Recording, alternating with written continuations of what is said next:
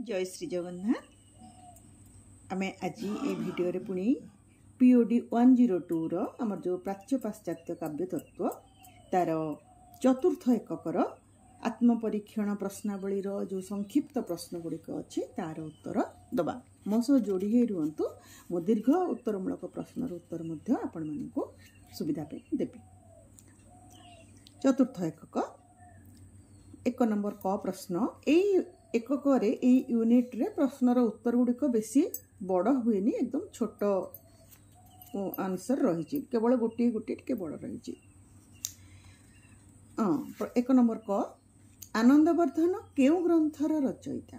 उत्तर ध्वनिवादर प्रतिष्ठाता आनंदवर्धन ध्वन्यालोक ग्रंथर रचयिता। या दुईटी वाक्य मध्य लिखिपारे आनंदवर्धन ध्वन्यालोक ग्रंथर रचयिता से ध्वनिवादर प्रतिष्ठाता अटंती। एमती दुईटी वाक्य लिखिपारे।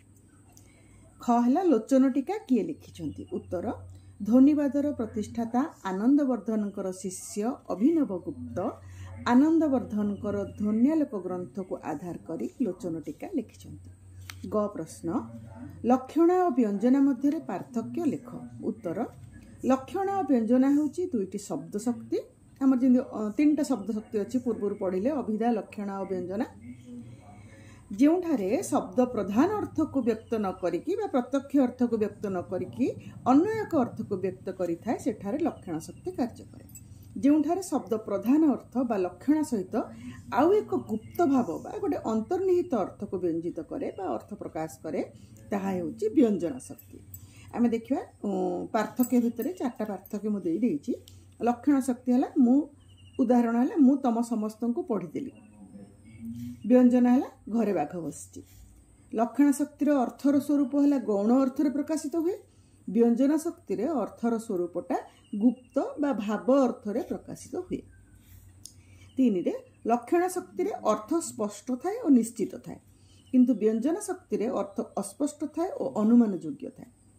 चारि रे लक्षण शक्तिर अर्थ अव्यक्त रहे। व्यंजना शक्ति रे प्रधान अर्थ सहित गुप्त अर्थ तार अलग भाव व्यंजित हुए बा प्रकाशित हुए। घ प्रश्न ध्वनिवाद को परवर्ती काल रे केउ आचार्य आलोचना करिसेंती? ध्वनिवादर प्रतिष्ठाता आनंदवर्धन ये ध्वन्यालोक लिखिसेंती। उत्तर एटा ध्वनिवादर प्रतिष्ठाता आनंदवर्धन प्रथमे लिखिले। परवर्ती काल रे आचार्य माने जो माने लिखिसेंती से माने अभिनव गुप्त लोचन टीका भामह काव्यालंकार मम्मट काव्य प्रकाश विश्वनाथ साहित्य दर्पण आचार्य विश्वनाथ।